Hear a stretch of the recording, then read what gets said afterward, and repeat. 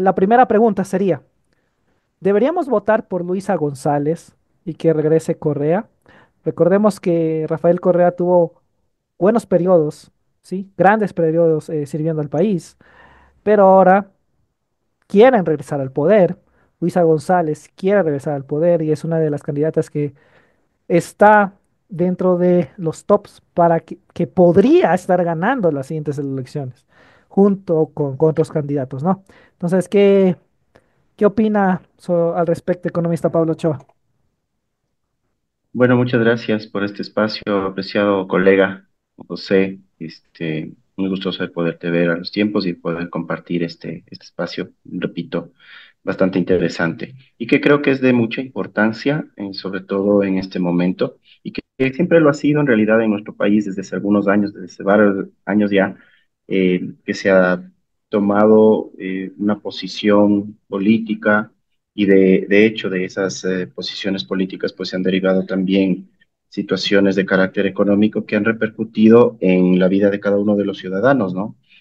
Y bueno, la pregunta ajá, y las que vienen también pues bueno son algo que están en la mente de todos y cada uno de los ecuatorianos respecto, desde luego de lo como comentaba hace un rato, hemos vivido en este sentido, ¿no? Entonces, bueno, si deberíamos votar por Luisa González y que regrese Rafael Correa, es una pregunta que realmente tendríamos que analizarla desde el punto de vista objetivo, técnico, recordando que nosotros como profesionales de la economía nos remitimos a los datos y más allá de cualquier ideología o tema económico o político, pues sí debemos mantener un, un criterio técnico. Hay varias de las situaciones en las que podemos llegar a pensar que un gobierno, como tú bien decías hace un ratito, que tuvo varios años de oportunidad para eh, tener al Ecuador o mantener al Ecuador en una posición, sobre todo de carácter económico, estable, ¿no? Con muchas situaciones que vinieron detrás del gobierno de Correa, que sabemos también por historia, pues que eh, las situaciones también se iban complicando a nivel interno, a nivel externo.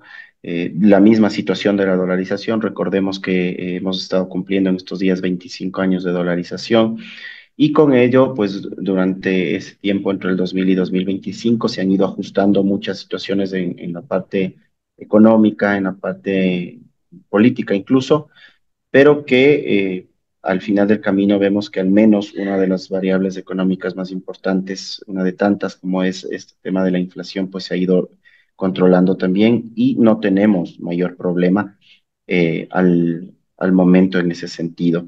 Entonces, un poco rápidamente analizando ciertos aspectos de carácter positivo que pudo haber tenido este periodo de Rafael Correa, eh, pues todas las personas podemos analizar, repito, más allá del aspecto político, que es una cosa, y de las decisiones que se iban tomando en ese sentido, y también de ciertos otros temas, ¿no? Que ya vamos a ir conversando rápidamente, ir señalando algunas cosas que se iban dando, ¿no? Entonces, por un lado, vemos que pudo haber tenido un crecimiento económico sostenido entre el 2007 y el 2014, con un promedio de aproximadamente el 4% de crecimiento. Tenemos que tener en cuenta que también teníamos una balanza petrolera en ese sentido, entonces obviamente al tenerlo así, ese aspecto y ese recurso en las manos de un gobierno, pues lo lógico era pues que vayamos pretendiendo al crecimiento, ¿no? Obviamente también hubo infraestructura entre el año 2007 y 2015, en donde se invirtieron cerca de 9.000 millones de dólares en proyectos, ¿no? Ya conocemos las famosas carreteras que hoy por hoy sabemos también cómo se encuentran, eh, y hospitales, escuelas del milenio, instituciones públicas, recuerdo el registro civil, el Consejo de la Judicatura, pero en ese punto un poco sí fue un aspecto positivo el de dar mayor realce al servicio público para los ciudadanos, que desde luego saltó a la vista en su momento y hasta el momento también parece que se mantiene. Sin embargo, de aquello también, por ciertas experiencias, también en este caso podría decir de carácter personal, que me tocó trabajar en ese gobierno, pero debo aclarar que no se trabajó para un gobierno, sino en ese gobierno. Y se pudo ver también que este tipo de temas como de obras de infraestructura que costaron muchísimo, también fueron lamentablemente eh, mal realizadas, ¿no? He visitado yo algunas oficinas de registro civil por ejemplo, a nivel de la provincia de aquí de Pichincha, en Chimborazo, en Tungurahua, y ya asimismo paredes que se están desmoronando, pisos que se están levantando, techos que se están cayendo, y pues uno le da a pensar que podría haber llegado a ser un tema de exagerado en estos precios y con materiales de mala calidad. Y eso podemos verlo, como acabo de mencionar ahorita, también en las carreteras que, eh, que se está dando, ¿no? Entonces, ese aspecto sí positivo porque tornó una nueva visión de lo que tendría que ser el servicio público en el Ecuador, que eso es muy importante, pero lamentablemente el costo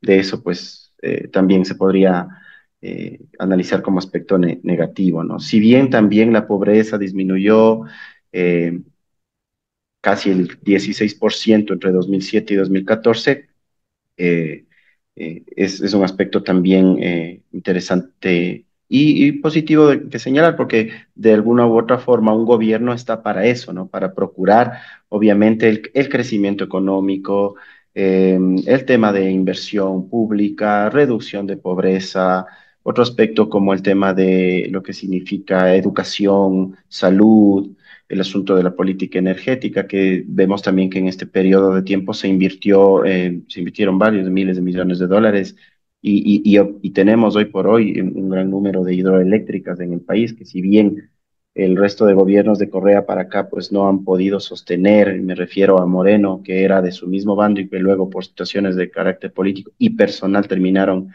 separándose, y esa es otra historia, pues también repercutió en las situaciones de carácter político-económicas en nuestro país. Y luego un Guillermo Lazo que lamentablemente no pudo sostenerse, dedicó creo que a otras cosas, no procuró este mantenimiento del cual pues era importantísimo, y hoy estamos viviendo ese tema de consecuencias y claro, un año y pocos meses, 5 meses de un periodo de Daniel Noboa, pues poco poco se pudo hacer, ¿no? No tanto como se hubiese esperado, considerando pues que él no tiene un periodo reglamentario de 4 años, sino que lo que vino es a suplir un tiempo pequeño y tratar de hacer lo que mejor se pueda.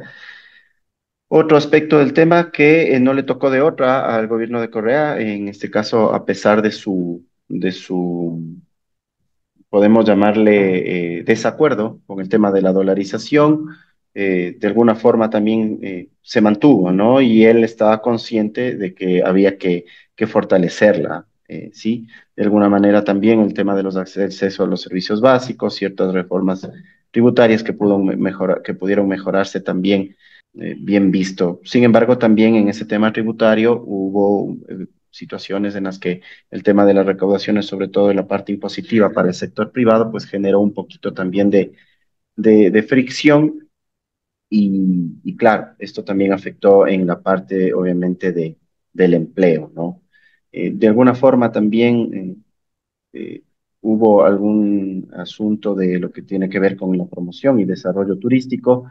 eh, Sin embargo, también a un costo que lamentablemente no nos correspondía, ¿no? Está bien, o sea, este tipo o en estas instancias yo puedo decir que está bien de que con una bonanza petrolera y con ciertos recursos que también contaba el país, pues se puedan hacer muchas cosas, y es correcto, inversión pública, infraestructura, turismo, etcétera, pero sí hay que poner una mirada en el sentido de cuál fue el costo de todo eso.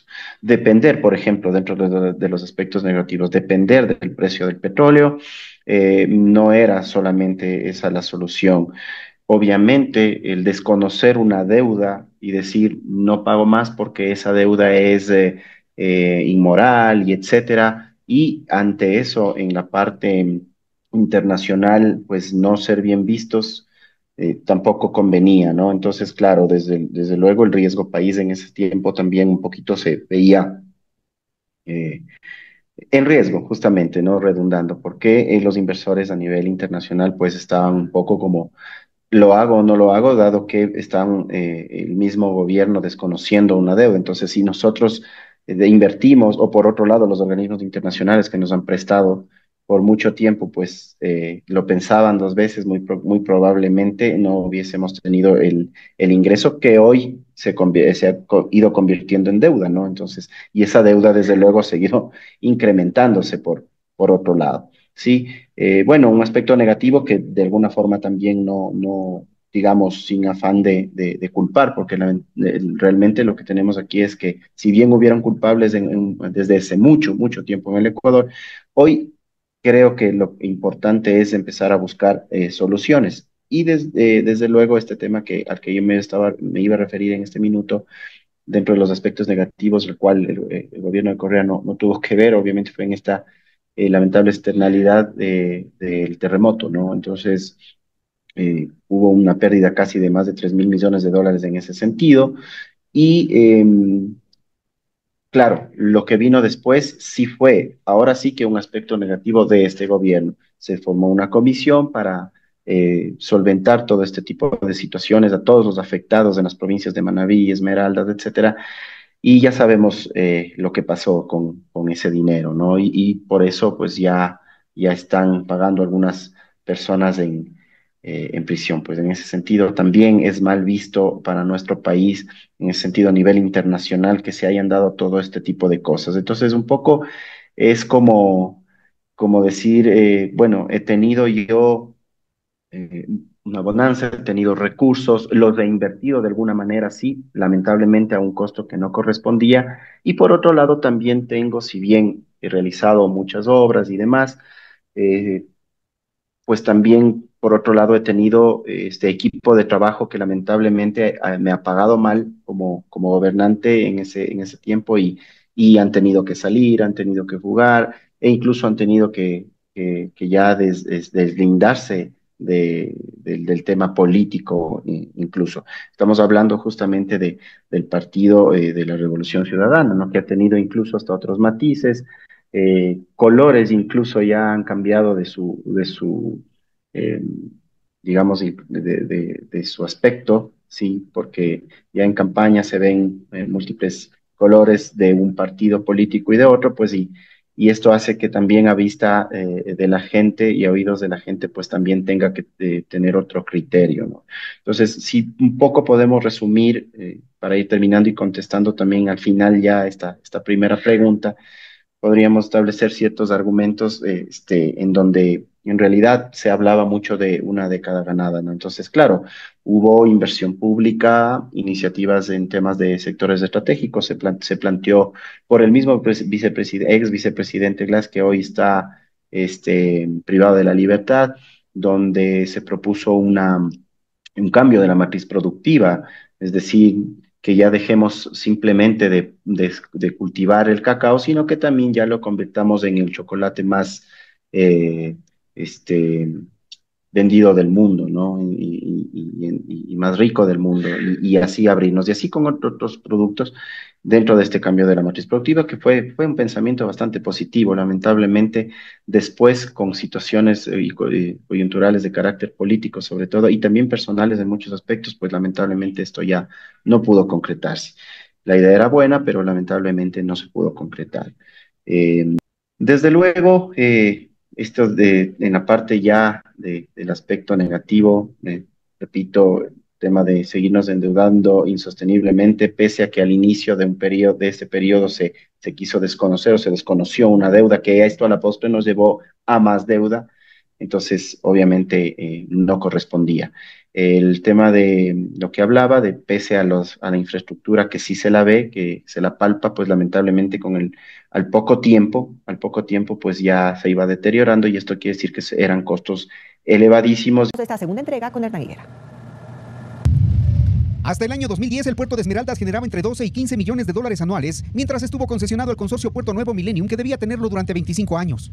Decisiones políticas del gobierno de Rafael Correa volvieron el puerto a la administración pública, y en cuestión de 4 años, dice el actual gerente de autoridad portuaria, se dieron cuenta de que no había inversión, tampoco modernización, y el declive del puerto tiene entonces origen en el manejo político. El puerto empezó a perder clientes y generar pérdidas. De ahí pues viene la debacle, ¿no? Los descensos de movimiento de carga y los indicadores principales que usted puede ver para analizar y catalogar un puerto son los rendimientos de carga, ¿no? Y la presencia de los buques, ¿no? El tráfico de buques. Nadie se dio cuenta en aquella época de los fines oscuros que ocultaba esta evolución del puerto al pueblo. Y este es el resultado: tener un puerto subutilizado, un puerto que, siendo el mejor ubicado geográficamente, estratégicamente, con uno de los mejores calados a nivel nacional, una de las mejores entradas, hoy por hoy no es utilizado. Así que obviamente, claro, se trataba de analizar asuntos de sobreprecios, ¿no?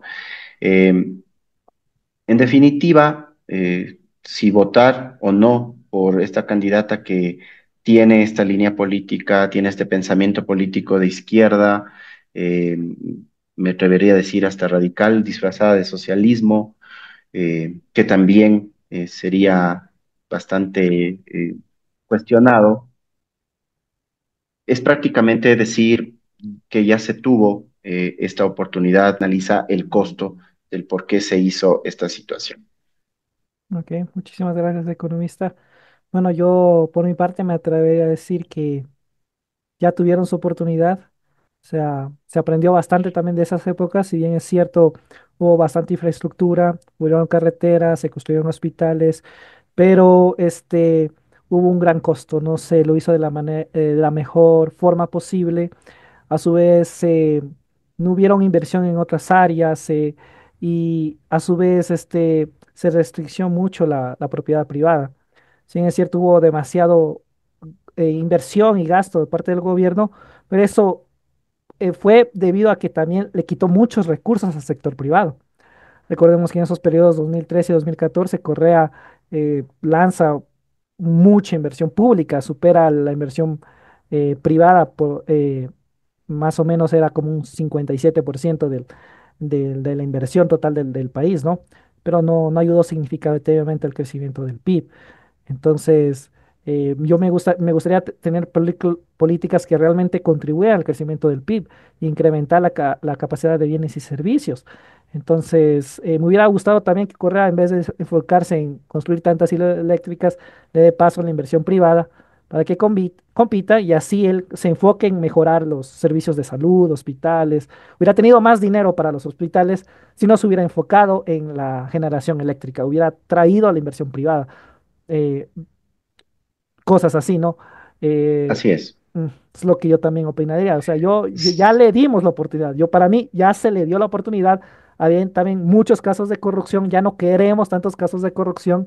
El corrupto ya no creo que sería algo bueno darle otra vez una oportunidad a un gobierno que tiene tantos casos de corrupción. O sea, también así en es. mi punto de vista.